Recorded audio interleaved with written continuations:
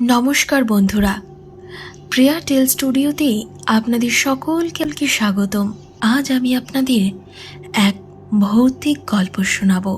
আজকের এই ভৌতিক গল্পের নাম খাদ্যের রক্তাক্ত খিদে।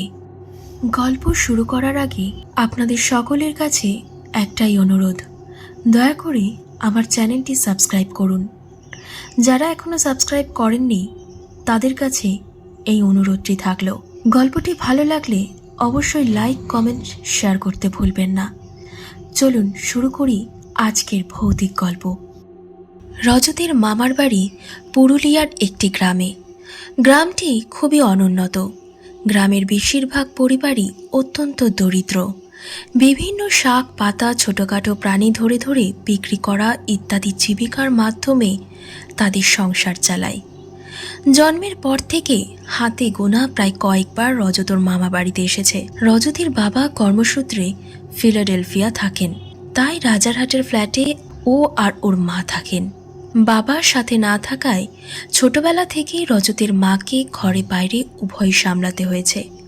তাই খুব ঘন ঘন রজতকে ওর মা মামা বাড়ি নিয়ে যেতে পারেননি। রজতের বাবা বছরে একবারই আসতেন পুজোর সময়, 2 মাসের ছুটি নিয়ে। তখনই ওরা 3 জনে মিলে একসাথে রজতের বাবার গ্রামের বাড়ি ও মামা বাড়ি ঘুরতে যেত। রজতের বাবার বাড়িও প্রত্যন্ত গ্রামে, তবে পুরুলিয়ায় নয়, বাঁকুড়ায়। ছোটবেলা থেকেই গ্রামে যেতে রজতের বেশ ভালোই লাগে। বিশেষ করে গ্রামের কুঁড়েঘর, মাটির কাঁচা রাস্তা, গাছপালা, দিগন্ত বিস্তৃত আকাশ, এসবের জীবন্ত ছবি যখন ও ড্রয়িং খাতায় বন্দি করে কলকাতায় নিয়ে আসতো। তবে বাবার গ্রামের বাড়ির থেকে মায়ের গ্রামের বাড়ি রজতের কাছে বেশি আকর্ষণের জায়গা ছিল। তার অন্যতম ও প্রধান কারণ হলো, জ্ঞান হবার পর থেকে রজত যতবার ওর মামার বাড়ি গেছে, রজতের দিম্মা ততবার নতুন নতুন পশু পাখির সুস্বাদু মাংস রান্না করে ওকে খাইয়েছে। তার মধ্যে আছে কোয়েল পাখি, রাজহাঁস, বক, কচ্ছপ, হরিণ, এমনকি ব্যাঙ ও আরও অনেক কিছু। খাবার আগে রজত জানতে পারত না যে সে কিসের মাংস খাচ্ছে। খাবার শেষ হবার পরই দিম্মা ওকে পশু বা পাখিটার নাম বলতো, আর ব্যাপারটা রজতে দারুণ লাগতো। এবার আসি এখনকার কথায়। রজতের দিম্মার ছোট্ট রিজু এখন সফটওয়্যার ইঞ্জিনিয়ার, একটা মাল্টিন্যাশনাল কোম্পানিতে কর্মরত। বিয়ের পর এই প্রথম রজত ওর মামা বাড়ি যাচ্ছে কনককে নিয়ে। মাস 3 হলো এই রজত বসু আর কনক রায়ের বিয়ে হয়েছে। কনক রজতের সাথে একই কলেজ থেকে সফটওয়্যার ইঞ্জিনিয়ারিং পাশ করে একটা কোম্পানিতে চাকরি করে। 2 বাড়ির লোকের উপস্থিতিতে ধুমধাম করে ওদের বিয়ে হয়েছে। 1 বছর আগে ওর দাদু মারা গিয়েছেন। শারীরিক অসুস্থতার জন্য রজতের দিম্মা ওদের বিয়েতে আসতে পারেননি, আর তাই মামারও আসা হয়নি। বিয়ের 3 মাস পরে 2 বাড়ি থেকেই সমস্ত রীতিনীতি, হানিমুন সবের পাট চুকিয়ে দুজনেই অফিস থেকে 1 সপ্তাহে ছুটি নিয়ে রজতের মামা বাড়ি যাচ্ছে। বেলা 11:30 নাগাদ গাড়িটা রজতের মামার বাড়ির সামনে থামল। কলকাতা থেকে পুরোটাই ওরা গাড়িতেই এসেছে, যেটা রজত নিজেই ড্রাইভ করে নিয়ে এসেছে। বিয়ের পর এই প্রথম ওরা লং ড্রাইভে বেরিয়েছিল। গাড়িটা থামতেই গাড়ি থামার আওয়াজে রজতের মামা বাড়ির ভিতর থেকে বেরিয়ে এলেন। রজতের এই একটি মামা, যিনি ওর মায়ের থেকে বছর 5 বড় এবং বিয়ে করেননি, আর করার কোনো পরিকল্পনাও নেই ছোটবেলা থেকেই। তাই রজতের কাছে ওর মামা এবং মামার কাছে রজত সর্বাধিক কাছের ও প্রিয়। গাড়ি থেকে নামতেই অভ্যাসবশত রজতকে ওর মামা প্রায় কোলেই তুলে নিতে যাচ্ছিল। তারপরেই কনককে নামতে দেখে লজ্জায় রজতকে বুকে জড়িয়ে ধরল। 1 সপ্তাহের জন্য ওরা দুজনের জিনিসপত্র একটা ট্রলিতেই এনেছে। রজতের মামা অসিত গাড়ির পিছনের সিট থেকে ওদের ট্রলিটা নামিয়ে আদরের ভাগ্নে ও ভাগ্নে বউকে নিয়ে বাড়ির ভিতরে নিয়ে গেল। গ্রামে পাকা বাড়ির সংখ্যা কম থাকলেও রজতের মামা বাড়িটা পাকা দোতলা বাড়ি। বাড়ির ভেতরে ঢুকেই হঠাৎ উলুধ্বনিতে 3 মাসের সদ্য বিবাহিত দম্পতি চমকে উঠল। বিয়ের পর প্রথমবার ছেলেরা নতুন বউ বা মেয়েরা জামাই নিয়ে আসলে তাদের বরণ করা হয়, আর এটাই ওর মামাবাড়ির নিয়ম। বরণের পর্ব মিটলে রজতের দিম্মা এবং মামা একে একে দুজনেই বিভিন্ন সোনার উপহার দিয়ে আশীর্বাদ করে ওদের বসার ঘরে নিয়ে গেল। রজতের তো আর তর সইল না। সাধারণ কুশল বিনিময় না করে বা কনকের সাথে আলাপ করিয়ে না দিয়েই প্রথমেই দিম্মাকে জড়িয়ে জিজ্ঞাসা করল, ও দিম্মা, আমার সোনা দিম্মা, চটপট বলে ফেলো তো আগামী 7 দিনে আমরা কিসের কিসের মাংস খেতে চলেছি। বলেই রজত জিভ দিয়ে নিজের ঠোঁট দুটো একবার চেটে নিল। আহা, কতদিন খায়নি। রজত কনককে ওর মামার বাড়িতে আসার আসল আকর্ষণের কথাটা এখনও বলেনি। কনককে কিছুটা চমকে দেবে বলেই হয়তো বলেনি। রজতের কিসের কিসের মাংস কথাটাতে কনক এতটাই অবাক হয়ে যায় যে সে কিছু বলে ওঠার আগেই রজত আবার ওর দিম্মাকে বলে ওঠে, দিম্মা, মুরগি, পাঠা, মুরগি এই করে করে আমার মুখে চড়া পড়ে গেছে। এবারে কিন্তু খাবার আগেই আমরা জানতে চাই যে আমরা কি খাচ্ছি। তাই এখনই তোমাকে বলতে হবে আজকে আমাদের পেটে কে বা কারা আসতে চলেছে। কনক তখনও এক প্রকার হাঁ করেই রজতের দিকে তাকিয়ে রয়েছে আর ওর কথা শুনছে। রজতের মামা কনকের মনের ভাব খানিক আন্দাজ করেই বললেন, কি ভাগ্নি, বনরুইয়ের মাংস খেয়েছ নাকি? কনক একটু অবাক হয়ে বলল, কিসের মাংস বললেন মামা? মামা বলল, বনরুই গো, বনরুই, খেয়েছ নাকি? কনক যেন আগে ওই নামটা কোথাও শুনেছে। এরকম ভঙ্গিতে ঘরের সিলিংয়ের দিকে কিছুক্ষণ তাকিয়ে থেকে বলল, নামটা খুব চেনা চেনা লাগছে, বাট এরকম মাংস কেউ খায় বলে তো শুনিনি। রজতের মামা অসিত বলল, আচ্ছা, কিসের কিসের মাংস তুমি খেয়েছো সেটা আগে শুনি, তবে না হয় ঠিক করা যাবে কদিনে তোমাদের কি কি খাওয়াবো। আমার ভাগ্নে তো সেই ছোটবেলা থেকে যতবারই এখানে এসেছে ভিন্ন ভিন্ন রকমের মাংস খাইয়েছি ওকে। তা এবার তো আবার নতুন বউ নিয়ে এসেছে, বিশেষ তো কিছু খাওয়াতেই হবে। বলেই রজতের দিকে তাকিয়ে মামা বলল, কি রিজুবাবু, ঠিক বললাম তো? রজত কনকের মনে একাধিক প্রশ্নের উপস্থিতি অনুমান করেই বলল, আচ্ছা বেশ মামু, প্রত্যেকবারের মতো খাবারের মেনুটা না হয় সারপ্রাইজই থাক। রজতের কথায় সায় দিয়ে দিদা বললেন, হ্যাঁ সেই ভালো। আগে রাস্তার জামা কাপড় বদল করে স্নান সেরে পরিষ্কার হও, তারপর একেবারে খাবার পাতেই দেখো না হয় কি রান্না করেছি আজ তোমাদের জন্য, কেমন? দক্ষিণ গোলা বারান্দাওয়ালা একটা ঘরে ঢুকেই কনক এক গাদা প্রশ্ন মাথায় নিয়ে বারান্দাটাতে এসে দাঁড়ালো। পিছনে রজত ওদের ট্রলিটা নিয়ে ঘরে ঢুকলো। কনকের মুডটা ঠিক নেই বুঝেই রজত ওকে বলল, কই যাও সোনা, আগে একটু স্নান সেরে ফ্রেশ হয়ে নাও, দেন উই উইল টক। কনকের রাগে লাল হয়ে ওঠা চোখ দুটো দেখে রজত ওর কথা আর শেষ করার সাহস পায় না। পরিস্থিতি একটু হালকা করার জন্য রজত কনকের চোখের দিকে তাকিয়ে বলে, বাপ রে, সেদিন চৈত্র মাস, তোমার চোখে দেখেছিলাম আমার সর্বনাশ। এক্ষুনি স্নান না সারলে লাঞ্চে জুটবে ঘাস। Just shut up. এসবের মানেটা কি রিত?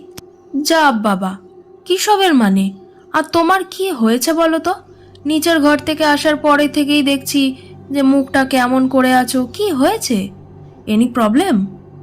I just can't believe it Rit, আমরা রোজ প্যাঙ্গোলিনের মাংস খাবো? ও মাই গড, আমার তো ভেবেই শরীরটা কেমন লাগছে। Wait wait wait, what did you সে?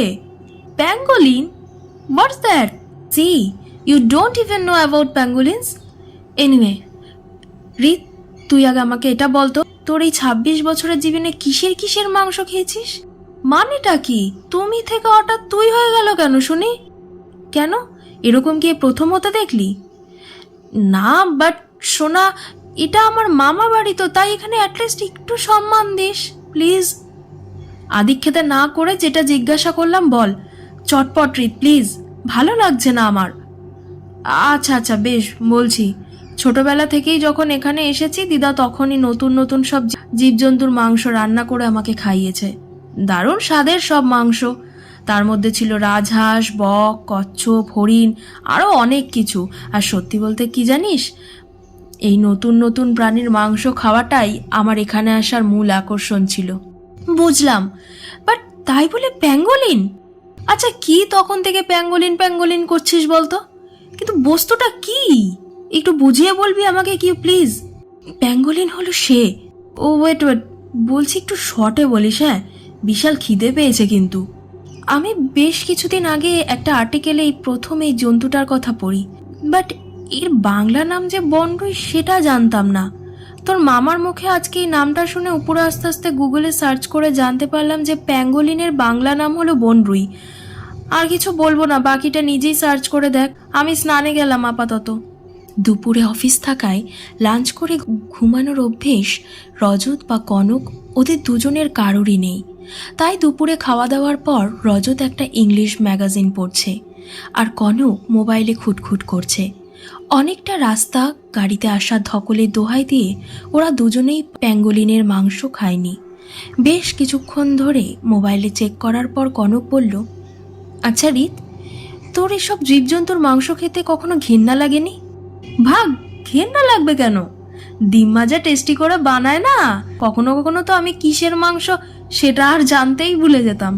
যাকগে বাবা, যে কটা দিন আমরা এখানে আছি তোকে ওই সব আজে বাজে খেতে দেবো না। এখন একটু রেস্ট নেই, খুব টায়ার্ড লাগছে। সন্ধ্যা 6টা নাগাদ রজত ঘরে ঢুকে আলোটা জ্বালাতেই কনক বলে উঠল, উফ, বেশ তো ছিলাম অন্ধকারে, আলোটা বন্ধ কর না রিত প্লিজ। 6টা বেজে গেছে ম্যাডাম। ওঠ, আর কত ঘুমোবি? সকাল নয়, সন্ধ্যা 6টা। ওট ওট, দিদার সন্ধে দেওয়া হয়ে গেল আর এখনো নাক ডেকে ঘুমোচ্ছিস? কোথায় ছিলিস তুই এতক্ষণ? আর মশাই, আমি মোটেই ঘুমাইনি, খুব টায়ার্ড লাগছিল তাই শুয়েছিলাম। এই গ্রামটা একটু ঘুরে দেখতে গেছিলাম, কতদিন পরে গ্রামের আশপাশটা ঘুরে দেখলাম। একাই গেছিলিস নাকি? হ্যাঁ, মামুকে যাবার জন্য ডাকতে গিয়ে দেখি যে মামুর শরীরটা ভালো নেই, জ্বর এসেছে, তাই একাই গেলাম। সে কি, দুপুর পর্যন্ত তো ঠিকই ছিল, হঠাৎ জ্বর আসলো কখন? জানি না, বিকেল 4:30 নাগাদ দেখলাম গুটিসুটি মেরে বিছানায় শুয়ে আছে। আমি 2-4 বার মামু মামু করে ডেকে কোনো সাড়া না পেয়ে দিদাকে জিজ্ঞেস করে জানলাম যে মামুর সামান্য জ্বর এসেছে। যাই হোক, গ্রামটা ঘুরে এসে মনটা খুব খারাপ হয়ে গেল রে। কেন? এতদিন পরে গ্রামে ঘুরে তো তোর মন ভালো হয়ে যাবার কথা, কি হলো আবার? গ্রামে ঘুরতে ঘুরতে জানতে পারলাম যে এখানে নাকি প্রায় প্রত্যেক রাতেই কারোর না কারোর বাড়ি থেকে গরু, বাছুর, ছাগল, হাঁস, মুরগি, মহিষ, এমনকি পুকুরের মাছও চুরি হয়ে যাচ্ছে। তার মানে তোর মামা বাড়ির লোকেরা অন্যের বাড়ির থেকে জীবজন্তু চুরি করে এনে রান্না করে তোকে খাওয়ায়? হাট, বাজে বকিস না তো। আমার মামা বাড়ির লোকেরাই যদি চুরি করে এনে রান্না করতো, তবে কি সেই জন্তুগুলোর ছিন্ন ভিন্ন রক্তাক্ত দেহ চুরি যাবার পরের দিন সকালে ঝোপে ঝাড়ে পড়ে থাকতো বলতো? হোয়াট, কি বলিস রে? হ্যাঁ, তা না তো কি, আমি গ্রামবাসীদের মুখে সেরকমই তো শুনলাম। শুনে আমি যতটা না ভয় পেলাম তার থেকে অনেক বেশি অবাক হলাম জানিস। আর শোনার পর থেকে আমার মাথাতে এই ব্যাপারটাই ঘুরছে। আমি বলছি কি রে, চল কাল আমরা ফিরে যাই। এখানকার পরিবেশ আর এতটুকুও ভালো লাগছে না। মানেটা কি, পাগল হয়ে গেলি নাকি তুই? রজত ওর মুখের কথাটা শেষ করার আগেই দিদার গলার আওয়াজ পায়। রিজু, বলি ও রিজু, কি করছিস বাবা? ইম্মা, তুমি এই পায়ে ব্যথা নিয়ে উপরে আসতে গেলে কেন? আমাকেই তো ডাকতে পারতে। আর বাবা, এই ব্যথা নিয়েই তো সব কাজ করতে হয় বল। তা বলি, দুপুরে তো তোরা কিছুই খেলি না, রাতে কি খাবি বল? ওসব খাওয়া দাওয়া পরে হবে, আগে বলো তো দিম্মা, গ্রামে প্রায় প্রতি ঘরে ঘরে এত পশু পাখি মারা যাচ্ছে, এসব আমাদের বলনি কেন তোমরা? তোরা তো বাচ্চা 2 দিনের জন্য এখানে ঘুরতে এসেছিস, এইসব কথা বলে তোদের আর মন খারাপ করতে চাইনি। সত্যি মন খারাপ হবার মতোই ঘটনা দিম্মা, কিছু তো একটা ব্যাপার আছে। এমনি এমনি রোজ পশু পাখি মরে যাচ্ছে। যাই হোক, বলছি মামুর আবার জ্বর এলো কি করে? দুপুর পর্যন্ত তো সব ঠিকই ছিল। ও তেমন কিছু না, ঠান্ডা লেগে জ্বর হয়েছে। তোরা ওই সব নিয়ে এত ভাবিস না। 2 দিনের জন্য ঘুরতে এসেছিস, আনন্দ আহ্লাদ কর। কি বলো দিদি ভাই? কনক মন দিয়ে এতক্ষণ দুজনের কথা শুনছিল। দিম্মার কথা থামতেই ওর সম্বিত ফিরল। হ্যাঁ একদম। তবে দিম্মা, আমরা যে কটা দিন এখানে আছি নিরামিষ খাবারই খাবো। সে কি, কেন রে? তোরা এই বয়সের ছেলে মেয়ে, নিরামিষ খাবি কেন? আসলে দিম্মা, কি বলতো, আমরা রোগা থাকার জন্য আমিষ খাবার খুব একটা খাই না, তাই আর কি। বেশ বাবা, আমি আর তোদের জোর করব না, এখনকার ছেলে মেয়ে তোমরা যাই, তবে তোদের রাতের খাবার ব্যবস্থা করিগে যাই। ও আর এখন একটু নারকেল দিয়ে মুড়ি মেখে দিই, দুটিতে বসে খাও। আরে বাস, সেই মুড়ি মাখা? উফ, দাও দাও দিম্মা, চটপট দাও তো। বলেই রজত ওর দিদার গলা জড়িয়ে ধরল। কথা শেষ হতেই দিদা ঘর থেকে বেরিয়ে গেল। সিঁড়ি দিয়ে নিচে নেমে যাওয়ার আওয়াজ পেতেই কনক রজতকে বলল, রিত, আমি কিন্তু এই রহস্যের সমাধান না করে কোথাও যাচ্ছি না। সে আর বলতে, পশু পাখি গায়েব হয়ে যাওয়ার এই রহস্য আমাদেরই সমাধান করতেই হবে। বাট রিত, কোথাও আমার তাও মনে হচ্ছে এর সাথে মামা বাড়ির কোনো একটা কানেকশন আছে। প্লিজ নট এগেইন, এবার কিন্তু তুই বাড়াবাড়ি করছিস। আচ্ছা, আমার মামা বাড়ির লোকেরা কি বনের হিংস্র জন্তু নাকি, যে পশু পাখি চুরি করে ছিন্ন ভিন্ন করে খেয়ে চারিদিকে ছড়িয়ে রাখবে? না না, আমি সেটা বলিনি রিত।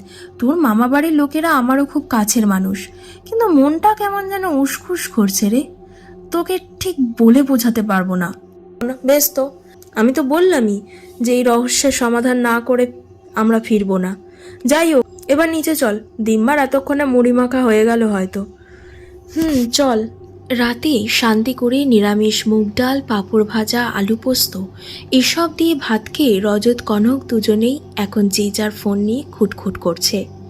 বাড়ির বাকিরা সবাই মোটামুটি শুয়ে পড়েছে। বেশ কিছুক্ষণের নীরবতা ভেঙে কনকই বলে উঠল, রিত, কাল ভাবছি আমিও একবার গ্রামটা ঘুরে দেখে আসবো, বুঝলি? নিশ্চয়ই, যথা আজ্ঞা পত্নী পরমেশ্বরী। তবে এখন ঘুমানো যাক, আবার বাজে কথা।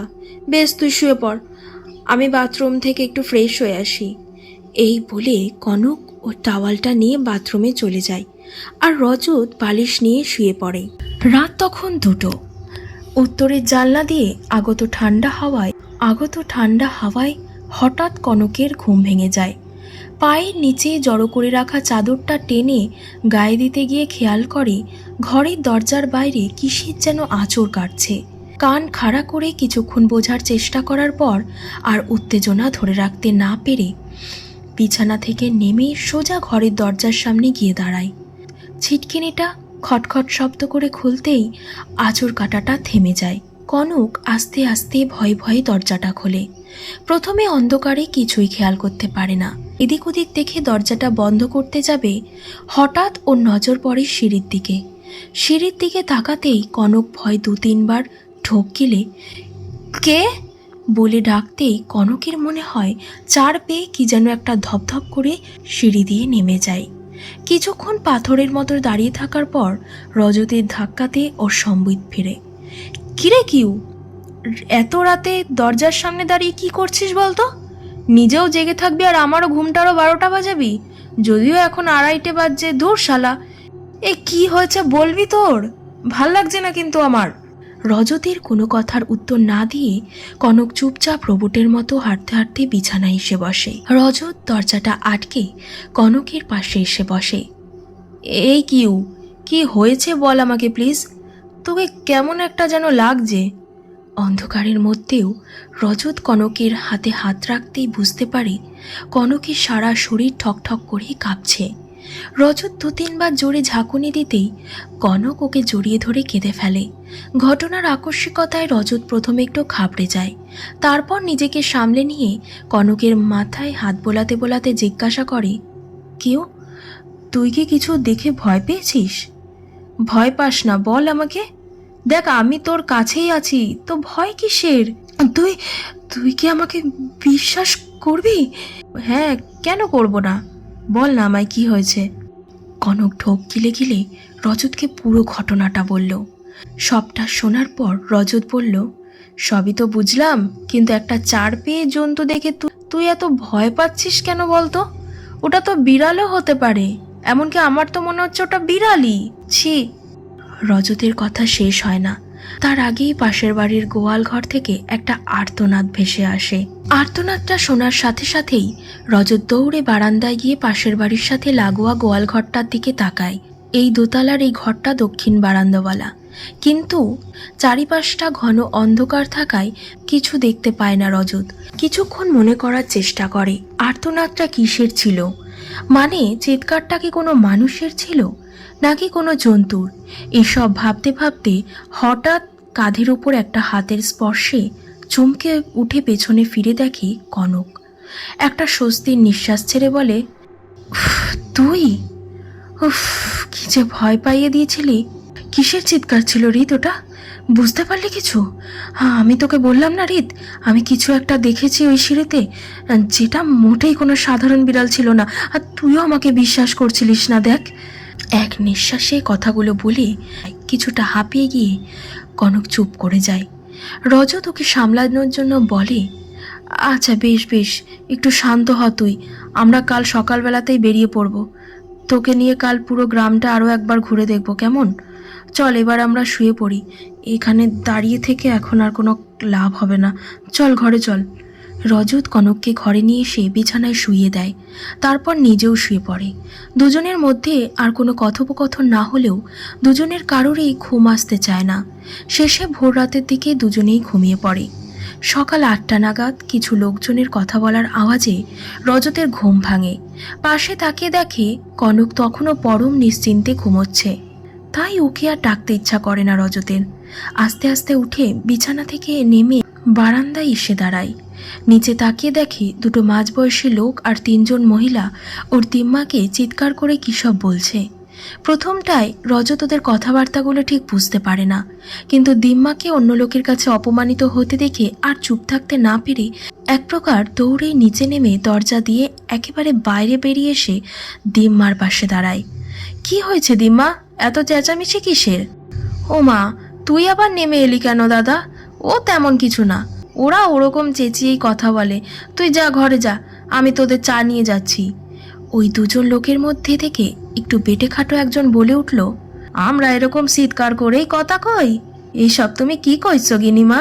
25-30টা দিন ধরে আমাদের কারোর না কারোর গরু, ছাগল, ভেড়া, মুরগি, মাছ এইসব চুরি হয়েছে। কাল রাতেও পলুর মায়ের গোয়ালের দিকে একটা বাছুর মরছে। কিরে পলুর মা, বল। আর তুমি কইছো যে আমরা মিশেই চিৎকার করছি? এই যে তোমার শৌরে লাতি, তো লাতি তুমিই কও।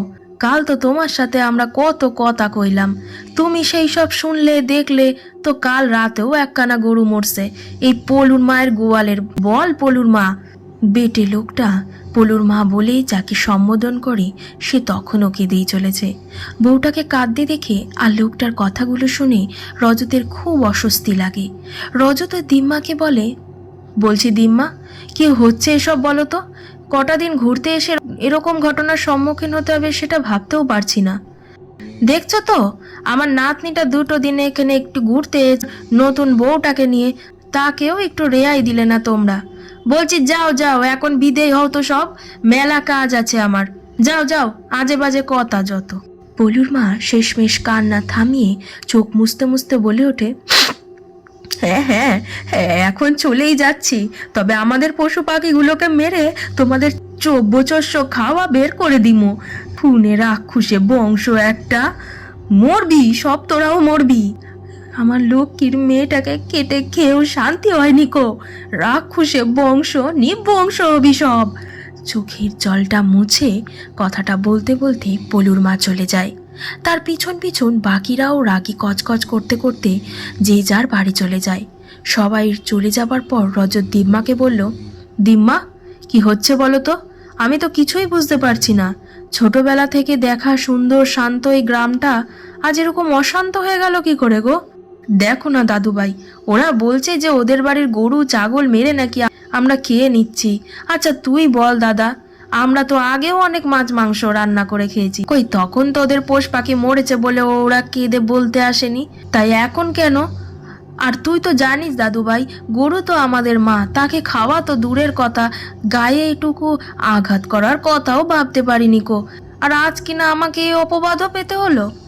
শুধু গরু নয় দিম্মা, কোনো পশু পাখিকেই মারার কোনো অধিকার নেই আমাদের, তারপরেও সব কিছু খেয়ে ফেলি আমরা। এইসব নিরীহ জীবজন্তুগুলোকে মেরে খেয়ে ঘেন্না লাগছে আজ নিজেকে মানুষ বলে ভাবতে। যাই হোক, এ সমস্যার তো একটা সমাধান করতে হবে। তুই আর কি করবি দাদুভাই, বাদ দে ওদের কথা। 2 দিন বলবে, 3 দিনের দিন চুপ করে যাবে সব। না না দিম্মা, এই সমস্যার সমাধান আমাকেই করতে হবে। যা করবে বুঝে শুনে করো, তোমার কোনো বিপদ হলে তোমার মায়ের কাছে আমাকে কৈফিয়ত দিতে হবে কিন্তু। উফ দিম্মা, তুমি এত চিন্তা করো না তো, সব কুল আছে আর থাকবেও। এখন ভিতরে চলো তো, চটপট চা দাও, চাটা খেয়ে বেরোবো একটু। আবার দেখি আবার মহারানীর ঘুম ভাঙলো কিনা।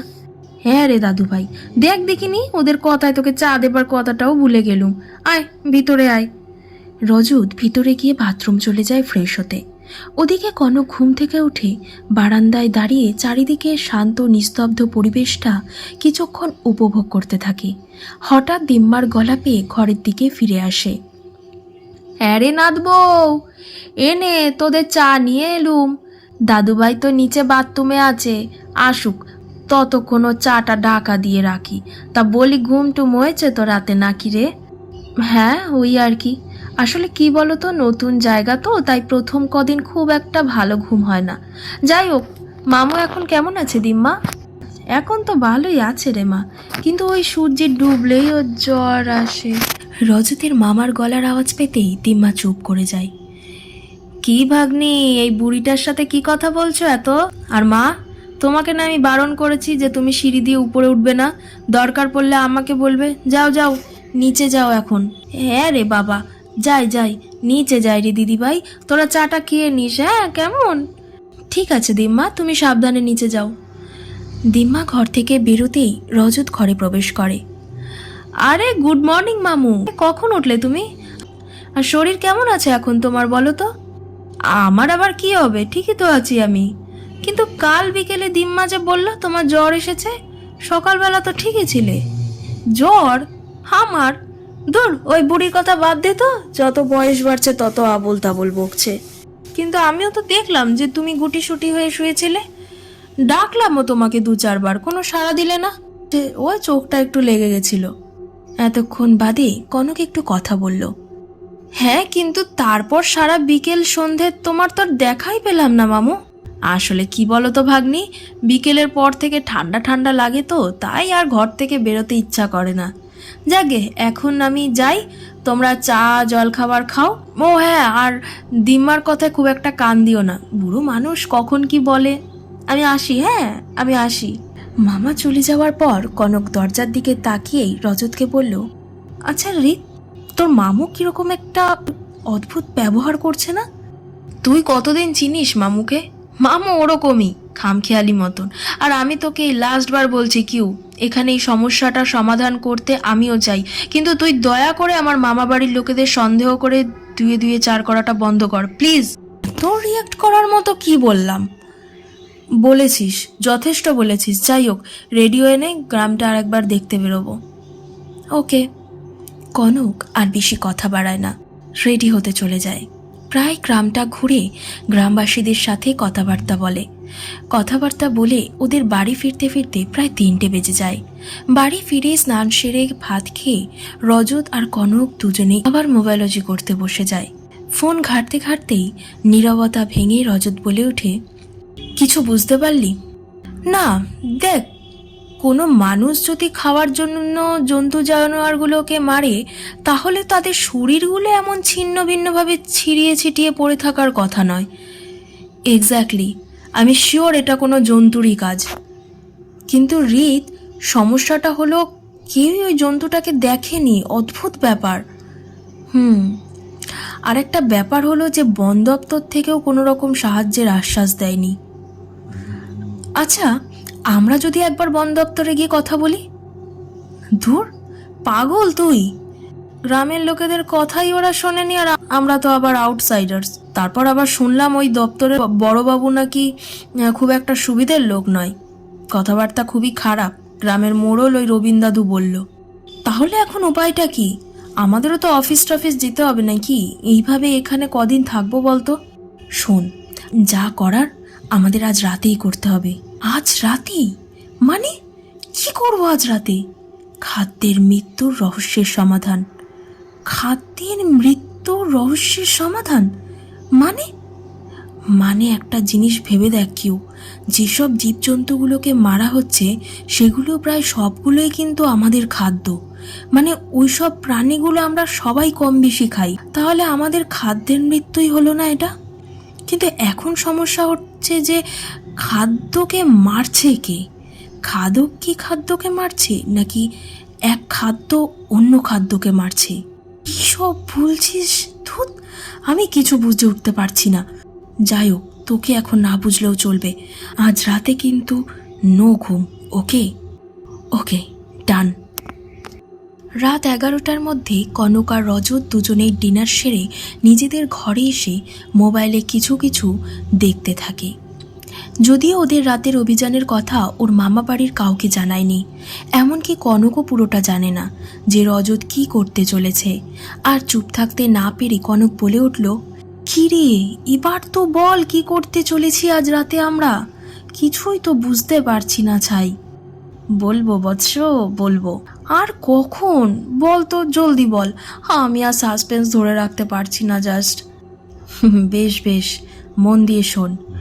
ঘরের সমস্ত আলো নিভিয়ে দিয়ে আমরা চুপচাপ বারান্দায় লুকিয়ে থাকবো, আর লুকিয়ে লুকিয়ে আশেপাশের বাড়িগুলোর উপর নজর রাখবো, কেমন? আর তোর কথা অনুযায়ী যদি ওই 4 পেয়ে জন্তুটাই প্রতিদিন রাতে সব বাড়ির পশু পাখিগুলোকে মারে, তাহলে আজ রাতেও ও শিকার ধরতে বেরোবে।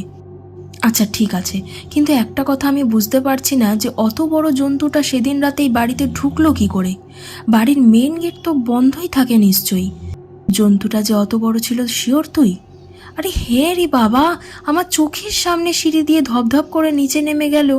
আর কতবার বললে তোর বিশ্বাস হবে বলতো? আচ্ছা ঠিক আছে, বিশ্বাস করলাম তোর কথা, কিন্তু ওই জন্তুটার এই বাড়িতে ঢোকা খুব একটা অস্বাভাবিক কিছু না, বুঝলি? কারণ এ বাড়ির সামনের দরজা ছাড়াও এদিকে ওদিকে আরও 2-3টে দরজা আছে, বা হয়তো ছাদ দিয়ে এসেছে।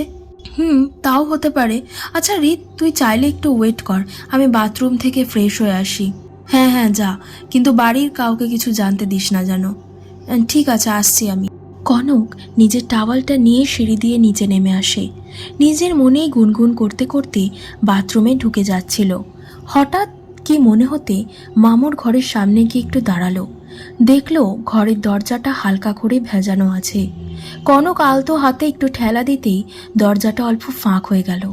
ঘরের কোনো আলোই জ্বলছে না। চাঁদের আলো জানলার ফাঁক ফোকর দিয়ে যেটুকু এসছে তাতেই কনক দেখতে পেল বিছানার উপর কেউ গুটিসুটি হয়ে শুয়ে আছে। মানুষটাকে পরিষ্কার দেখা যাচ্ছে না, শুধু এটুকু বোঝা যাচ্ছে যে একজন মানুষ শুয়ে আছে। দরজাটা আর একটু বেশি করে খুলে ভিতরে ঢুকতে যাবে, ঠিক সেই সময় পিছন থেকে একটা হাত কনকের মুখ চেপে ধরে, হ্যাচকা টান দিয়ে ওকে বাথরুমের দিকে নিয়ে আসে। কি করছিলিস কি? আর একটু হলেই তো মামুর ঘুমটা ভেঙে যেত, তখন আজ রাতের প্ল্যানটা পুরো ভেস্তে যেত। এতক্ষণে কনক বুঝতে পারে রজতী ওকে টেনে এখানে নিয়ে এসেছে। তুই? আমি তো খুবই ভয় পেয়ে গেছিলাম। যাগে, ফ্রেশ না হয়ে থাকলে চটপট ফ্রেশ হয়ে উপরে আয়, অনেকটা লেট হয়ে গেল কিন্তু। তুই যা, আমি 2 মিনিটে আসছি। জলদি আয়। এই বলে রজত পা টিপে টিপে একটু আওয়াজ না করে উপরে উঠে যায়, আর কনক বাথরুমে ঢুকে যায়। ফ্রেশ হয়ে কনক যখন উপরে আসে, দেখে রজত বারান্দায় পায়চারি করছে। কিরে, কিছু দেখতে পেলি? না, এখনো কিছু দেখতে পাইনি। চারিদিকে এত গাঢ় অন্ধকার, আদৌ কি কিছু দেখতে পাওয়া সম্ভব হবে কি? দেখতে না পেলেও চিৎকারের আওয়াজ ঠিকই পাবো। বেশ কিছুক্ষণ এভাবে বারান্দায় দাঁড়িয়ে থাকার পর কনক বলে উঠল, রিত, এই রিত, আমার একটু একটু ঘুম পাচ্ছে রে, আর এইভাবে কিছু হবে না, চল আমরা। বাঁচাও, বাঁচাও, আমার ছেলেটারে খেয়ে ফেললো গো, কেউ বাঁচাও আমার ছেলেটারে।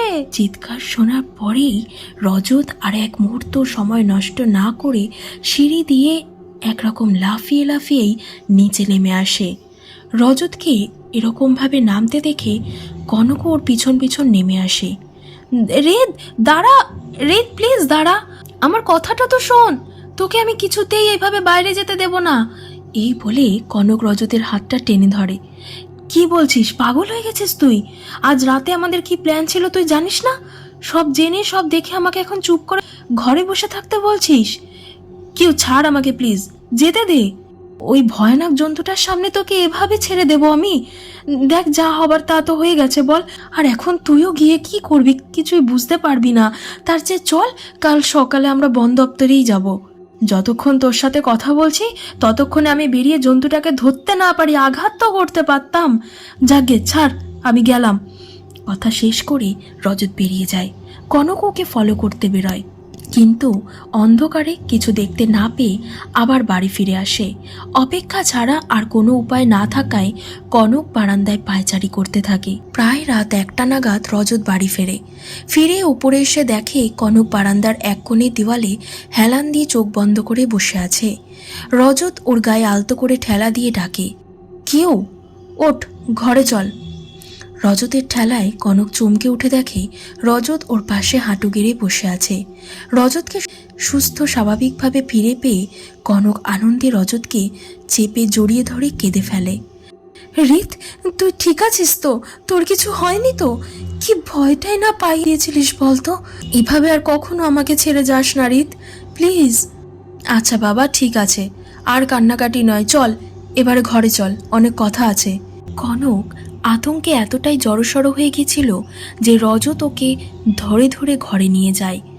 কনককে বিছানায় বসানোর পরে রজত বলে, ঠিক আছিস এখন? জল খাবে একটু? না, তুই বল, কি বলবি বলছিলিস?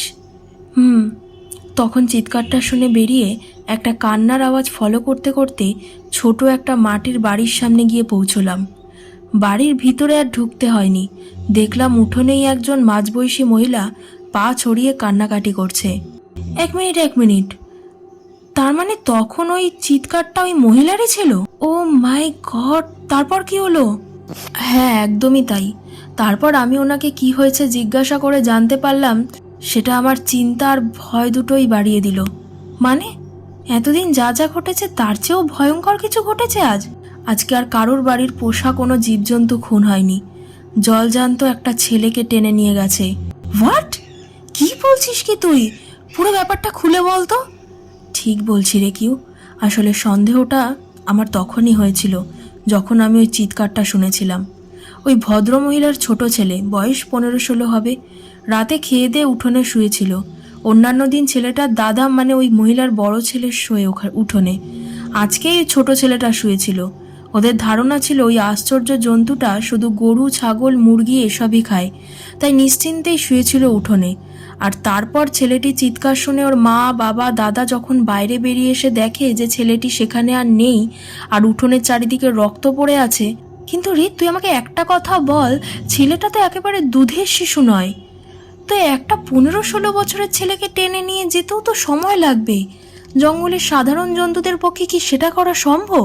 সেটা তুই ঠিকই বলেছিস, কিন্তু আমি এখানকার লোকেদের মুখে যতটা শুনেছি তাতে আশেপাশে একটা আস্ত মানুষ টেনে নিয়ে যাওয়ার মতো জন্তু বলতে একটা হাতিই আছে, কিন্তু হাতি তো আর চুপি চুপি কাউকে তুলে নিয়ে যাবে না। আর তার চেয়েও বড় কথা হলো, হাতি কাউকে অ্যাটাক করলে তার এভাবে রক্তারক্তি হবে কেন? এক্স্যাক্টলি, এই ব্যাপারটাই আমাকে আরও কনফিউজড করে দিচ্ছে। কিন্তু এবার তো ব্যাপারটা হাতের বাইরে চলে যাচ্ছে। ঠিকই তাই, কিছু তো একটা করতেই হবে আমাদের, নয়তো এইভাবেই পুরো গ্রামটাই ওই আশ্চর্য জন্তুর পেটে চলে যাবে। কিন্তু আমরা দুজনে কি করব? তুই ঠিকই বলেছিস। তুই জানিস, ভাবছি কাল একবার বন দপ্তরে গিয়েই কথা বলবো। কিন্তু তুই যে বলেছিলিস ওরা পাত্তা দেবে না, বড়বাবু খুব একটা সুবিধের নয়। ঠিকই বলেছিলাম, বাট এখন বাড়ি ফিরতে ফিরতে ফেসবুকে নিতিন কাকুর একটা পোস্ট দেখেই ওর কথা মনে পড়ল। আচ্ছা, নিতিন কাকু মানে তোর বাবার সেই ফটোগ্রাফার বন্ধু? এখন বাড়ি ফিরতে ফিরতে এফবিতে নিতিন কাকুর তোলা একটা ফটোগ্রাফ দেখে বাবাকে ফোন করলাম। বাবাই বলল যে ওই কাকু বেশ কিছুদিন হলো ওয়াইল্ড লাইফ ফটোগ্রাফি করছেন, আর সেই সূত্রেই ওনার সাথে বন দপ্তরের লোকজনদের মোটামুটি ভালোই চেনা জানা থাকলেও থাকতে পারে। তুই কি বাবাকে সব জানিয়ে দিলি নাকি? না না, পাগল নাকি, বললাম ফেসবুকে দেখে কাকুর কথা মনে পড়লো তাই জানতে চাইছি। যাই হোক শোন, কাল সকালেই আমাদের বন দপ্তরে যেতে হবে, আর তাই আর দেরি না করে চল শুয়ে পড়ি। তাহলে তো ভালোই হলো। হ্যাঁ চল শুই, কিন্তু আজ আর ঘুম আসবে বলে তো মনে হয় না। সেটাই, তাও চল শুয়ে একটু ঘুমানোর চেষ্টা করি। এরপর দুজনেই চুপচাপ শুয়ে থাকে। ভোর 4টে নাগাদ কনক একটু ঘুমিয়ে পড়ে, কিন্তু রজত তখনও দু চোখের পাতা এক করতে পারে না। এভাবেই রাত কেটে যায়। সারা রাত প্রায় জেগেই কাটানোর পর রজত আর শুয়ে থাকতে পারে না। মোবাইলে সকাল 6টা বাজতে দেখেই উঠে পড়ে। ফ্রেশ হবে বলে সিঁড়ি দিয়ে নিচে নামতে নামতে খেয়াল করে মামার বাড়ির কেউ তখনও ঘুম থেকে ওঠেনি। হঠাৎ মামুর ঘরের দরজার দিকে চোখ পড়তেই দেখে দরজাটা গতকাল রাতের মতো অল্প ফাঁক করেই রাখা হয়েছে। রজত ঘরের দিকে একটু এগিয়ে গিয়ে দরজাটা আরও একটু ফাঁক করে দেখে মামুর ঘরে মামু নয়, দিম্মা শুয়ে আছে। গতকাল রাতে যে জানলাটা দিয়েই চাঁদের আলো এসেছিল, এখন সেই জানালা দিয়েই হালকা হালকা দিনের আলো প্রবেশ করছে। রজতের একটু অবাক লাগে। ওর মাথায় বেশ কিছু প্রশ্ন আসতে থাকে। সেই সমস্ত প্রশ্নগুলো মাথাতে নিয়েই বাথরুমে ঢুকে যায় এবং নিজের মনেই বলতে থাকে, মামুর ঘরে দিম্মা কেন শুয়ে আছে? তাহলে মামু কোথায় শুয়েছে? ধুর, সকাল সকাল মাথাটা গেছে আমার। দিম্মা হয়তো এমনিই মামুর ঘরে শুয়েছে। রিল্যাক্স রজত, রিল্যাক্স। এসব না ভেবে মেন ঘটনাটা নিয়ে ভাব। ফ্রেশ হয়ে বেরিয়ে উপরে এসে দেখে কনক বারান্দায় দাঁড়িয়ে আছে। কনককে একটু চমকে দিয়েই রজত বলে, কি ম্যাডামের ঘুম হলো? ওই আর কি। কখন বেরোবি? এই তো, তুই ফ্রেশ হয়ে আয়, দেন বেরোবো।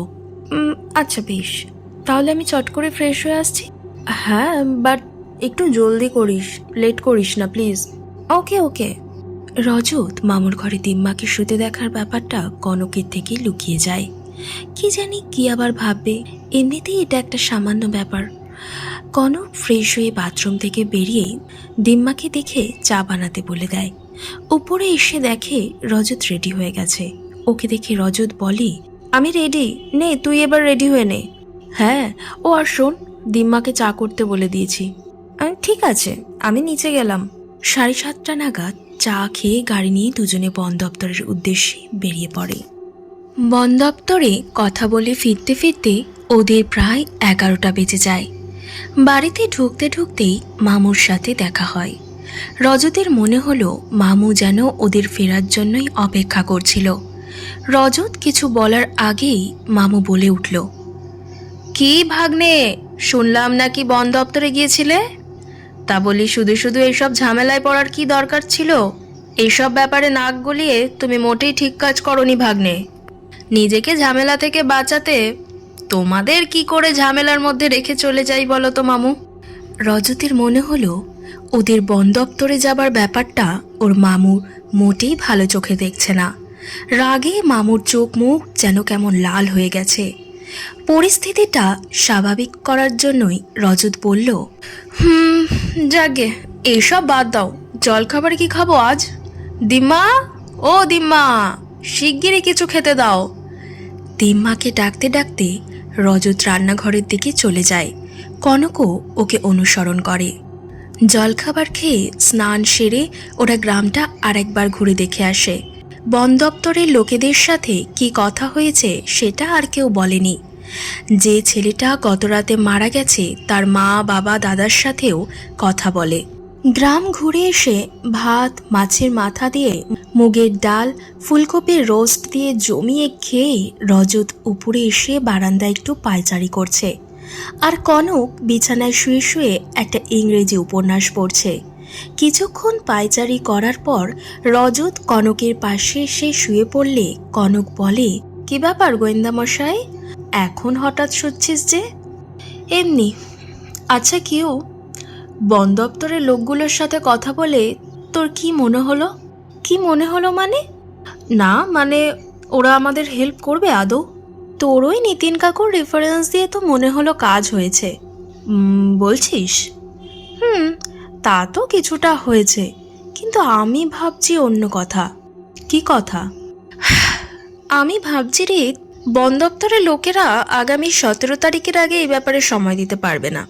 মানে ওনারা তো তেমনই বলল।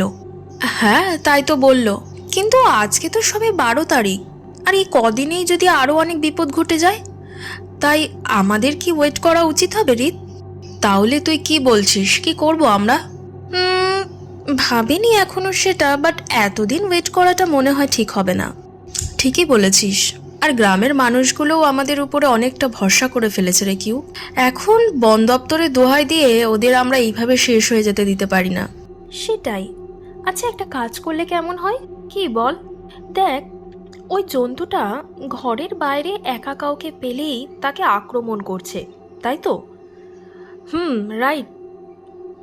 তাহলে আজ রাতে গ্রামের সবাইকে বলে দিতে হবে যাতে প্রত্যেকে নিজেদেরকে ঘরের ভিতরে রাখে এবং তাদের পোষ্য জীবজন্তুগুলোকেও আগলে রাখে। নিজেদেরকে তো ঘরের ভিতরে রাখবে বুঝলাম, কিন্তু জীবজন্তুগুলোকে কিভাবে আগলে রাখবে? ওরা না পারলে আমাদেরকেই তার ব্যবস্থা করতে হবে। মোট কথা, আজ রাতে একটা প্রাণীকেও ওই জন্তুটার হাতে মরতে দেওয়া যাবে না, সে মানুষই হোক আর জন্তুই হোক। বুঝলাম, কিন্তু এভাবে কি 5-7 দিন ওদের আগলে রাখা যাবে? এই বাড়িতে তো অনেক জায়গা আছে, চাইলে এখানে ওদের থাকার ব্যবস্থা করা যায় নাকি? হ্যাঁ, তা তো করাই যায়, কিন্তু দিম্মা আর মামু কি? আমিও সেটাই ভাবছি। তো দিম্মার সাথে গ্রামের লোকেদের কিছু একটা প্রবলেম হয়েছে। দিম্মা কি ওদের বা ওদের পোষ্যগুলোকে এ বাড়িতে রাখতে দেবে? আমার মনে হয় ওরা কেউ এ বাড়িতে থাকতে রাজি হবে না, জানিস। যাই হোক, মোট কথা ওদেরকে ব্যাপারটা বুঝিয়ে বলে দিতে হবে। ঠিক আছে। দুজনে একটু রেস্ট নিতে নিতে দুপুরটা কাটিয়ে ফেলে। বিকেল 4টে বাজলেই রজত বেরিয়ে পড়ে গ্রামের সবাইকে ওদের প্ল্যানটা বুঝিয়ে বলে দিতে। যদিও এটাকে কোনো প্ল্যান বলতে রজতের ইচ্ছা করছে না, ওই একটা সাবধান করে দেওয়া আর কি। গ্রামের সবার সাথে কথা বলে প্রায় 5:45 নাগাদ রজত বাড়ি ফেরে। বাড়ি ফিরে দিম্মার হাতের চা খেয়ে উপরে এসে দেখে কনক ঘুমোচ্ছে। কনককে একটু রাগানোর জন্যই রজত একটু মজা করে। এই কনক, তুই এখনো ঘুমোচ্ছিস? আজ রাতে আমি তোরই রক্ত খাবো। বলেই রজত কনকের ঘাড়ে একটু সুড়সুড়ি দিতেই কনক ধরফড়িয়ে উঠে বসে। উফ, কি ভয় পায়ে দিয়েছিলিস বলতো? যাতা একটা। কেউ একটা গুড নিউজ আছে।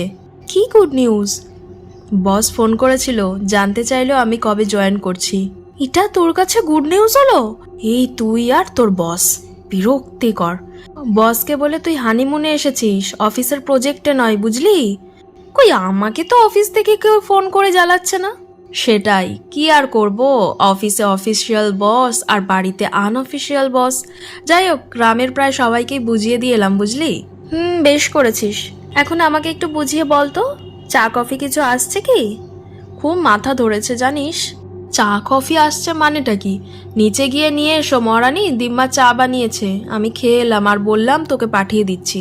কিরকম তুই ভাব, চাটা একটু আমার জন্য নিয়ে আসলে তোর কি হাতটা ক্ষয়ে যেত? হ্যাঁ, আলবাত ক্ষয়ে যেত। যাকগে, চটপট যা, নয়তো আর চা পাবি না, গঙ্গা জল খেতে হবে। কনক চা খেতে নিচে চলে যায়। অন্যান্য দিনের তুলনায় রাতের খাবারও ওরা দুজনেই তাড়াতাড়ি খেয়ে নেয়। 10টার মধ্যেই রাতের খাওয়া সেরে দুজনে নিজেদের ঘরে এসে যে যার ফোন নিয়ে খুটখুট করছে। কনকে নিস্তব্ধতা ভেঙে বলে, তাহলে তোর বসকে কি বললি, কবে জয়েন করবি? শিওরলি কিছু জানাইনি, বললাম একটা প্রবলেমে পড়ে গেছি, একটু টাইম লাগবে। বুঝলাম, বাট রিত, আজকে রাতের কথাটা ভাবলে এখনই কেমন একটা লাগছে আমার। জানি না কি যে হতে চলেছে। আজ রাতেই বরং সব ঠিকঠাক থাকবে, দেখবি সবাই যে যার জায়গায় সেফ থাকবে। মেবি, বাট আমার কেন জানি না মনে হচ্ছে আজ রাতে আরও ভয়ঙ্কর কিছু হতে চলেছে। উফ, এই তুই আর তোর মনে হওয়া। কিচ্ছু হবে না, ডোন্ট ওয়ারি কিউ, কিছু না হলেই ভালো। আচ্ছা, মামু তখন আমাদের বন দপ্তরের যাওয়াতে এত রিয়াক্ট কেন করলো বলতো? না মানে, ওনার তো উল্টে খুশি হওয়া উচিত। আমাদের লাইফের সব কিছুই কি উচিত অনুচিত নিয়ম মেনে হয় বলতো? হয়তো আমরা ঝামেলায় জড়িয়ে পড়বো সেই ভয়েতে রিয়াক্ট করেছে। এনিওয়ে, এটা কোনো সিরিয়াস ম্যাটার নয়, সো লিভ ইট। তাই হবে। যাকগে, কটা বাজলো বলতো? ও বাবা, 12টা 15 বাজছে প্রায়। লাইটটা অফ কর, শুয়ে পড়ি। নিশ্চিন্তে ঘুমোতে পারবি তুই? দেখি, শুয়ে তো পড়ি। ওহো, শোবার কথা বলতে মনে পড়লো, জল নেই জগটাতে, তুই শুয়ে পড়, আমি একটু জল ভরে নিয়ে আসি। বেশ যা, আমি লাইটটা অফ করছি না, তুই আসলেই একেবারে অফ করে শোবো। ওকে ওকে, আসছি। রজত জলের জগটা নিয়ে নিচে জল ভরতে চলে যায়। সিঁড়ি দিয়ে নামতে নামতে কৌতূহলবশত একবার মামুর ঘরের সামনে যায়। দেখে মামু ঘরের দরজাটা আজ ভিতর থেকে ছিটকিনি দিয়ে বন্ধ করা আছে। রজত দরজাটাতে একটা ধাক্কা দিতে যাবে, হঠাৎ কিরকম খসখসে একটা আওয়াজ পেতেই পিছনে ফিরে দেখে একটা মাত্র 0 পাওয়ারের বাল্ব বাথরুমের সামনে জ্বলছে। তাই মামুর ঘরের সামনেটা সেরকম আলো নেই। রজত কিছু দেখতেও পায় না।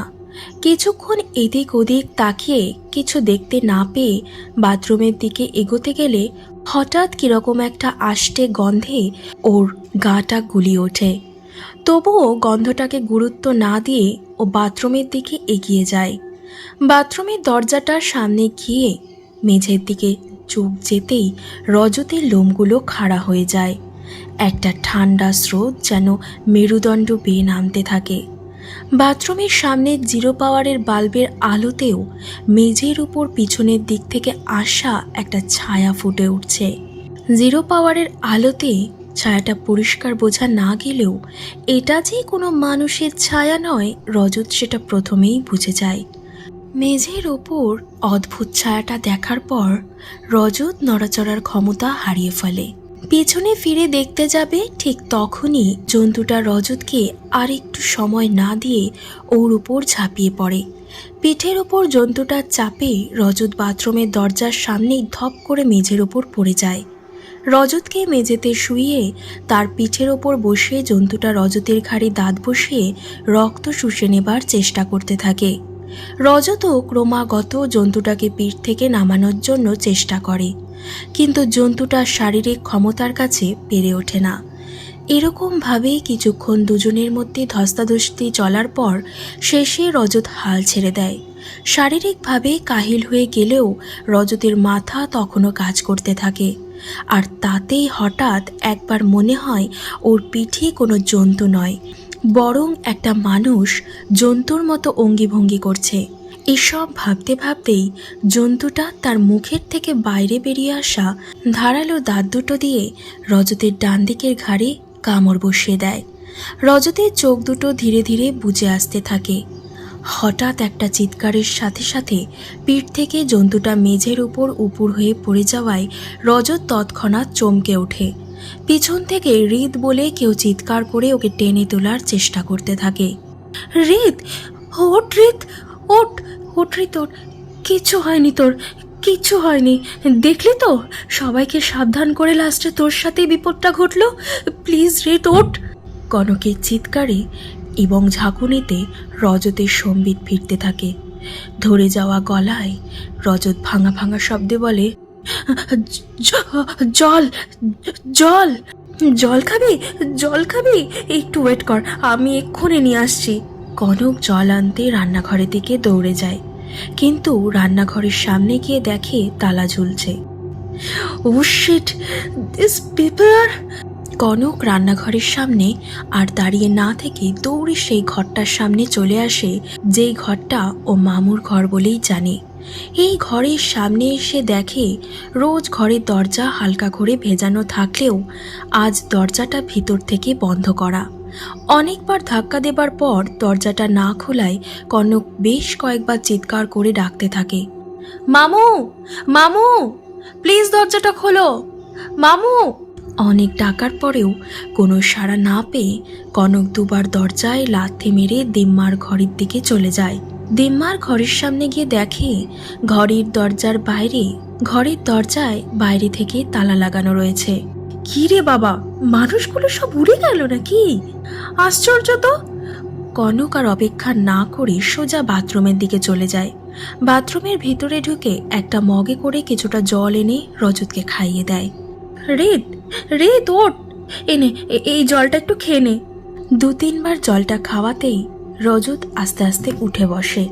রেদ, রেদ, ঠিক আছিস এখন? ঠিক আছি, কিন্তু ঘাড়ের কাছটাতে খুব ব্যথা করছে। কই দেখি। বাপরে, দাঁতের দাগ হয়ে গেছে তো, এরকম অদ্ভুত জন্তু আমি। কথাটা বলতে বলতেই কনকের নজর পাশে উপুর হয়ে পড়ে থাকা জন্তুটার উপর যায়। মুখটা নিচের দিকে থাকায় আর 0 পাওয়ারের আলোতে জন্তুটার মুখ ভালো করে বোঝা যাচ্ছে না, কিন্তু হঠাৎ একটা ব্যাপার, মুখটা নিচের দিকে থাকায় আর 0 পাওয়ারের আলোতে জন্তুটার মুখ ভালো করে বোঝা যাচ্ছে না, কিন্তু হঠাৎ একটা ব্যাপার লক্ষ্য করে কনক চমকে ওঠে। যেই জন্তুটাকে ও প্রথম দিন রাতে সিঁড়ি দিয়ে ধপধপ করে নেমে যেতে দেখেছিল সেটা তো চার পেয়েছিল, কিন্তু এখন তো দেখে মনে হচ্ছে কোনো জন্তু না, বরং একটা আস্ত মানুষ শুয়ে আছে। মনে মনে এসব ভাবতে ভাবতে কনক জন্তুটার দিকে এগিয়ে গিয়ে ওটাকে সামনে ফিরিয়ে দেখতে যাবে বলে সবে মাত্র হাত বাড়াচ্ছিল, ঠিক তখনই রজতের চিৎকারে ও চমকে ওঠে। পিছিয়ে রজতের কাছে চলে আসে। কেউ কি করছিস তুই? ওটাকে আর ধরিস না প্লিজ, ওটাকে ওভাবেই ছেড়ে দে। আচ্ছা দিম্মা মামু ওরা কোথায়? ওরা ঠিক আছে তো? জানি না, চল ওপরে যেতে যেতে তোকে সবটা বলছি। কনক রজতকে ধরে ধরে উপরে নিয়ে যায়। যাওয়ার সময় রজতকে পুরো ঘটনাটা বলে। পুরো ঘটনাটা শোনার পর রজত মামুর ঘরে দিম্মাকে শুতে দেখার অভিজ্ঞতাটা কনককে বলে। কেউ তোকে একটা কথা বলা হয়নি, আসলে ওই ব্যাপারটাকে অত সিরিয়াসলি নিইনি, তাই আর তোকে বলিনি। কি কথা বল? ভোরবেলা ফ্রেশ হওয়ার জন্য নিচে এসে আমি মামুর ঘরে দিম্মাকে শুয়ে থাকতে দেখেছিলাম। তাহলে মামু কোথায় শুয়েছিল? জানি না, মামুকে কোথাও দেখতে পাইনি আমি। তার মানে এখনো দিম্মাই শুয়ে আছে মামুর ঘরে? হতেই পারে, কিন্তু আজকে তো আবার দেখাও যাবে না, দরজাটা ভিতর থেকে বন্ধ করা। আমি এতবার ডাকলাম তবুও না দিম্মা না মামু কাউকে কোথাও দেখলাম না। যাগে, এখন ছাড় এসব কথা। আমি তোর ঘাটটা একটু ওয়াশ করে মলম লাগিয়ে দিচ্ছি, তুই শুয়ে পড়। কিন্তু কেউ দিম্মা আর মামুর খোঁজ নেব না, সেটা কি করে হয় বলতো? ওই ঘরে যদি একজন থাকে তবে আর একজন কোথায় আছে? কোনো বিপদ হলো না তো? আমি তোকে এখন কোথাও যেতে দেব না, চুপচাপ শুয়ে পড়। তোকে আমি বাঁচাতে পেরেছি এটাই অনেক। এখনো ভাবলেই আমার ভয় লাগছে যে আর একটু দেরি করে নিচে নামলে তোকে হয়তো আমি হারিয়েই ফেলতাম। যাকে, সব কথা কাল হবে। তুই এখন প্লিজ শুয়ে পড় রিত, আমি ঘরের দরজাটা ভালো করে বন্ধ করে দিয়ে আসি। দরজাটা বন্ধ করে এসে কনক ও রজতের পাশে শুয়ে পড়ে। ক্লান্ত পরিশ্রান্ত শরীরে দুজনেই ঘুমিয়ে পড়ে। সকালবেলা কান্নার আওয়াজেই রজতের হঠাৎ ঘুম ভেঙে যায়। ধরফরিয়ে উঠে বসে নিজের মনেই বলতে থাকে, কেউ যেন কাঁদছে মনে হচ্ছে, কেমন যেন মনে হচ্ছে দিম্মা কাঁদছে। এই কেউ কেউ ওঠ ওঠ না, দেখ কেউ কাঁদছে বলে মনে হচ্ছে। কনককে দুবার ধাক্কা দিতেই কনক চমকে উঠে বসে। কি হয়েছে রিত? কি বলছিস তুই? কেউ মনে হচ্ছে দিম্মা কাঁদছে। কি যাতা বলছিস? দিম্মা কেন কাঁদবে? জানি না, আর এখানে নয়, চল চল নিচে গিয়ে দেখতে হবে কি হলো। হুম চল। দুজনেই সিঁড়ি দিয়ে নামতে নামতেই নিশ্চিত হয়ে যায় যে কান্নার আওয়াজটা দিম্মারই ছিল। এ আমার কি সর্বনাশ হলো রে! জল জানতে ছেলেটাকে কে মারলো? রজত দৌড়ে গিয়ে দিম্মাকে জড়িয়ে ধরে। কাঁদছো কেন দিম্মা? কি হয়েছে? এই দেখ না দাদু ভাই, সকালে দৌড় খুলতে এসে দেখি তোর মামু এখানে উপরে মুখ থুবড়ে পড়ে আছে। কতবার ডাকছি, মোটে সাড়া দিচ্ছে না কো। কি হলো একটু দেখো না দাদু। এতক্ষণ শুধুমাত্র দিদার কথাই মন দিয়ে শুনতে শুনতে রজত ও কনক দুজনের কেউই অন্যদিকে নজর দেয়নি, কিন্তু দিদার মুখে মামুর কথা শোনার পর দুজনেই প্রচণ্ড রকমের চমকে ওঠে এবং তৎক্ষণাৎ গত রাতের কথা মনে পড়ে যায়। আর সেটা মনে পড়তেই দুজনেরই চোখ চলে যায় দিম্মার পায়ের কাছে উপর হয়ে পড়ে থাকা মানুষটার ওপর। রজত চমকে উঠে দিম্মাকে বলে ওঠে, এটা কে দিম্মা? আর মামুই বা কোথায়? ওরে, এটাই তো তোর মামু রে দাদু ভাই, আমার ছেলেটাকে ওরা মনে হয় মেরেই ফেললো রে। দিম্মা দিম্মা প্লিজ তুমি কান্না থামাও। ওঠো, ঘরে চলো, তোমাকে অনেক কিছু বলার আছে দিম্মা। কেউ দিম্মাকে ঘরে নিয়ে আয়। কনক দিম্মাকে ধরে ধরে ঘরে নিয়ে যায়। দিম্মা মামুর ঘরেতেই একটা চেয়ারে বসে চোখ মুছতে মুছতে বলে, বল দাদু ভাই, কি বলবি বলছিলিস? তার আগে তুমি আমাকে বলো তো, এটা তো মামুর ঘর, তাহলে আমরা আসার পর থেকেই দেখছি রোজ রাতে তুমি এই ঘরে শোও কেন দিম্মা? দেখো, আমাদের কাছে কিছু লুকিও না দিম্মা, সব সত্যিটা আমাদের জানা দরকার। দিম্মা কিছু বলতে পারে না, কাপড়ের আঁচল দিয়ে শুধু চোখ মুছতে থাকে। কনক দিম্মার কাঁধে হাত রেখে বলে, দিম্মা, কেঁদো না। সবটা আমাদের না বললে আমরাই বা বুঝবো কি করে বলো তো? বলবো দিদিভাই, সব বলবো তোদের। তোদের মামু তো সারা জীবনে অনেক জীবজন্তুর মাংসই খেয়েছে। সত্যি বলতে আমিও রান্না করে দিয়েছি। সেসব তো তুইও জানিস দাদুভাই। সব কিছু তো ঠিকঠাকই চলছিল।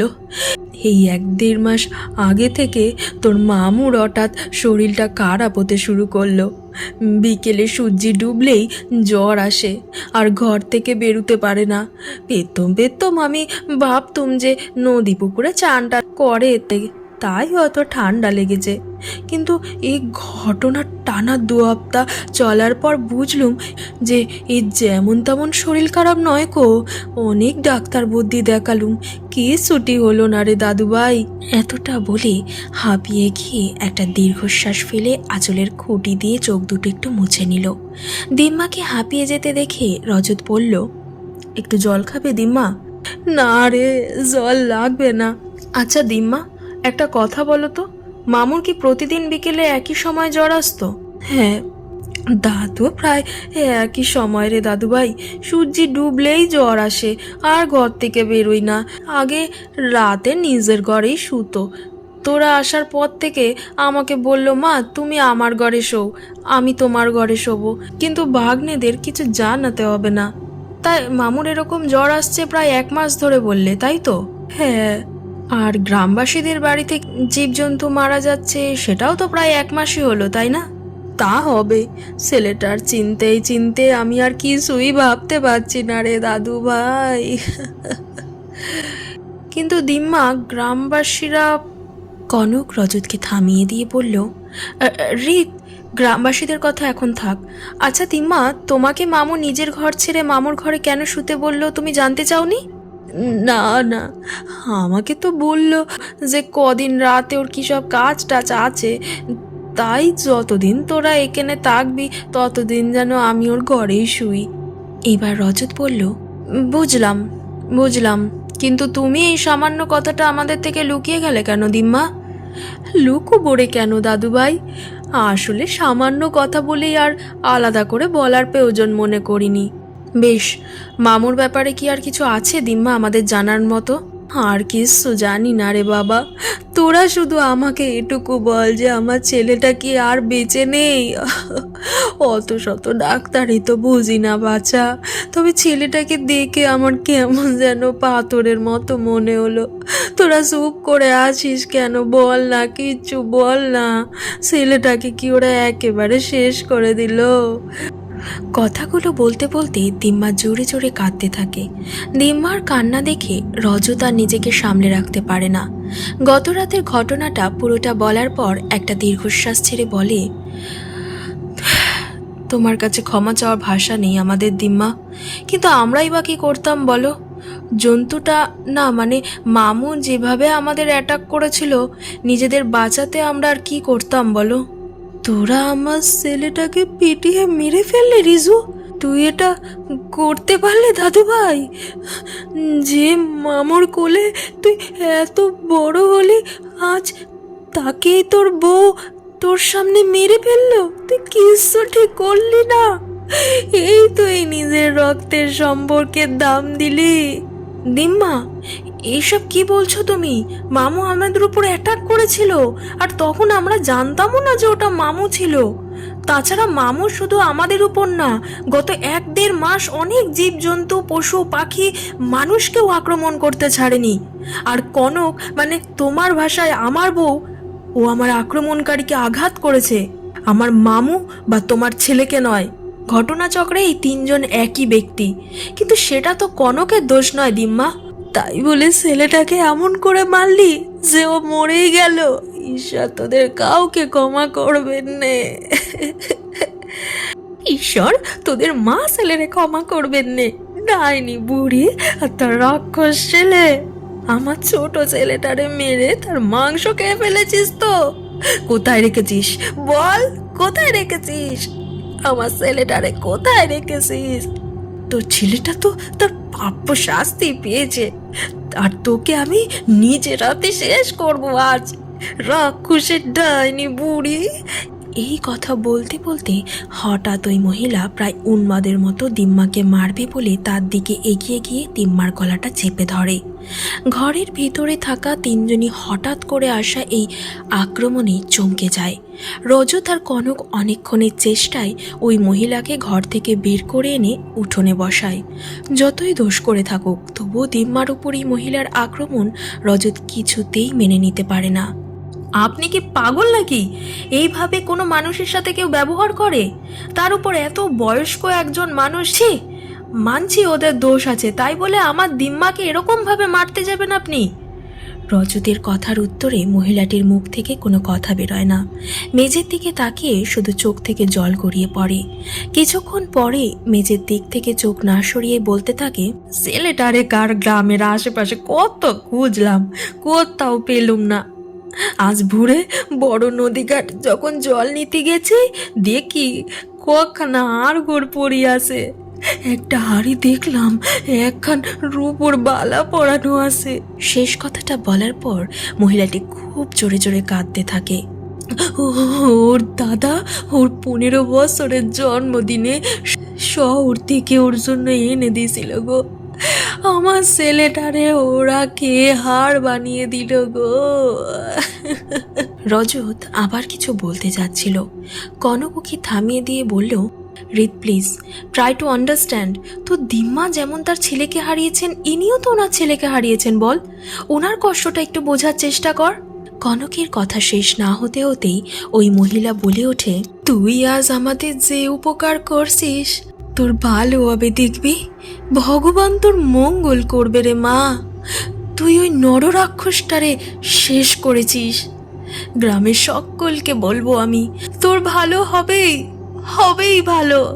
এই কথা বলতে বলতে মহিলাটি বাড়ি থেকে বেরিয়ে যায়। আমার মনে হয় রিত, এখন একবার আমাদের লোকাল থানায় যাওয়া উচিত। যাব, কিন্তু তুই এই দিম্মার কাছেই থাক, আমি যাচ্ছি থানায়। এক্সকিউজ মি, মিস্টার অসিত চৌধুরীকে আছেন? কি ব্যাপার বলুন তো? উনি আমার মামা হন। আমি লোকাল থানার বড়বাবু। ওনার এগেনস্টে একটা কমপ্লেন আছে। কি? মামুন নামে কমপ্লেন? কে করেছে?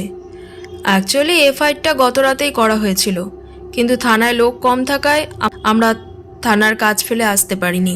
স্যার, আপনারা গতকাল রাতে এলেই ভালো করতেন, তাহলে অন্তত মামুকে প্রাণটা হারাতে হতো না। মানে উনি মারা গেছেন? কখন? আপনি যদি একটু ভেতরে আসেন তবে সবটাই বুঝতে পারবেন। বাড়ির ভেতরে ঢুকে মামুর লাশটা দেখেই বড়বাবু চমকে যান। এ কি? আমি তো ওনাকেই গ্রেপ্তার করতে এসেছিলাম, কি করে হলো এসব? রজত একটা দীর্ঘশ্বাস ছেড়ে গত রাতের ঘটনার সাথে সাথে ওরা আসার পর থেকে যা যা ঘটতে দেখেছে সব ঘটনাগুলো বড়বাবুকে বলে। সব শোনার পর বড়বাবু বলেন, মিস্টার বাসু, তাহলে এখন হিসাব মতো তো আপনার ওয়াইফকে আমার গ্রেপ্তার করার। বড়বাবুর কথা শেষ হবার আগেই অনেকগুলো গলা একসাথে না বলতেই বড়বাবুর কথা থেমে যায়। তিনজনেই একসাথে চমকে উঠে দেখে যে সকালে যে মহিলা দিম্মাকে মারতে গিয়েছিল তিনি এবং গ্রামের আরও বেশ কিছু মানুষ সবাই মিলে একসাথে না বলে উঠেছিল। বড়বাবু ওদের উদ্দেশ্য করে বললেন, কি ব্যাপার তোমরা এখানে সবাই মিলে? কি হয়েছেটা কি? ও প্রধান মশাই, আপনিও আছেন দেখছি এদের সাথে। বড়বাবুর কথা শেষ হতেই গ্রাম প্রধান সুখময় ব্যানার্জি বললেন, কি আর করব বড়বাবু বলুন তো, এই গ্রামের একের পর এক যা হচ্ছে তাতে এদের সাথে না এসে আমি আর থাকি কি করে বলুন তো? সে না হয় বুঝলাম, কিন্তু প্রধান মশাই, এরাই তো এবারে লোকেদের নামে থানায় ডায়েরি করেছিল। কি রতনের মা, তোমার ছোট ছেলের মৃত্যুর জন্য তুমি তো এবারে লোকেদেরই শাস্তি দিতে চেয়েছিলে, আবার সেই তুমিই আজকে এদের গ্রেপ্তার করতে বারণ করছো? কি ছেলে খেলা হচ্ছে সব? বাকি সবার মধ্যে থেকে রতনের মাই বলে, তখন তো জানতাম না সাহেব যে এই ছেলে মেয়েই দুটোই আমাদের বাসাইতে এসেছে। ভেবেছিলুম ওদের মামা আমাদের সবাইকে মারার জন্য ওদেরকে আনিয়েছে কলকাতা থেকে, কিন্তু আজ সকালে দেখলাম ওরাই আমাদের পুরো গ্রামটার ওই রাক্ষসটার হাত থেকে বাঁচিয়েছে। তাই সাহেব, এখন আমাদের আর কোনো অভিযোগ নাই, ওদের ছেড়ে দেন সাহেব। ঠিক আছে, ঠিক আছে রতনের মা, তুমি তোমার স্বামীকে বলবে থানায় গিয়ে ডায়েরিটা তুলে আনতে।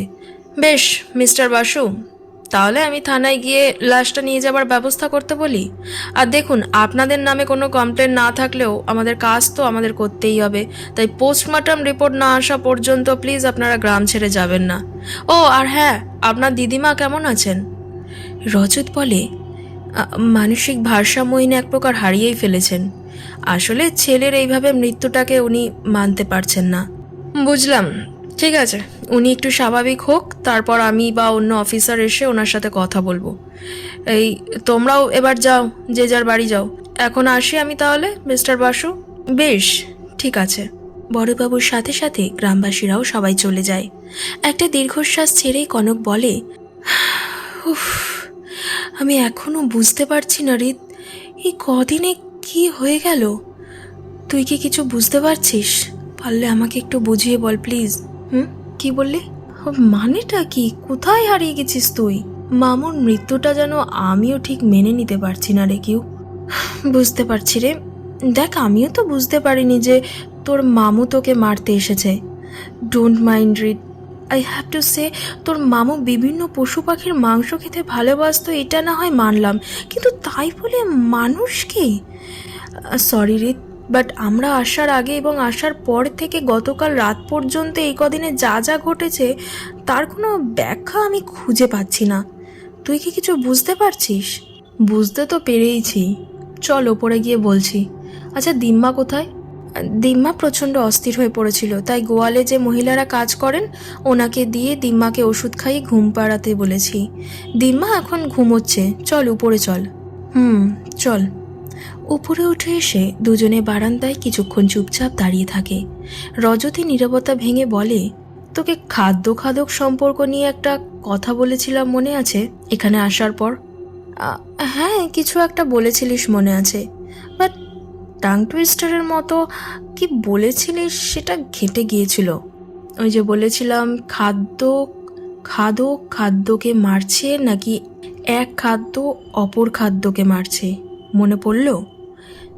কিন্তু এখানকার ঘটনাটার সাথে এসবের কি সম্পর্ক? সম্পর্ক আছে কেউ, সম্পর্ক আছে। মামুর এই অস্বাভাবিক পরিবর্তনের পিছনে দু রকম ব্যাখ্যা আছে, একটা ন্যাচারাল রিজন আর একটা সুপার ন্যাচারাল রিজন। এবার যে যেভাবে ব্যাখ্যা করবে। বাবা, তুই আবার কবে থেকে সব সুপার ন্যাচারাল জিনিসপত্রে বিশ্বাস করছিস, একটু বলবি? বলবো, কিন্তু পুরোটা না শুনে কোনো কোশ্চেন বা কমেন্ট করা যাবে না।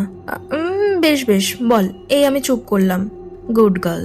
ওই যে বললাম, যে যেভাবে ব্যাখ্যা করবে। প্রথমে ন্যাচারাল রিজনটাই বলি। দেখ, অনেকদিন ধরে নানা রকম জীবজন্তুর মাংস খেতে খেতে অচেনা মাংসের স্বাদ পাওয়ার লোভ মামুর দিন দিন বাড়ছিল।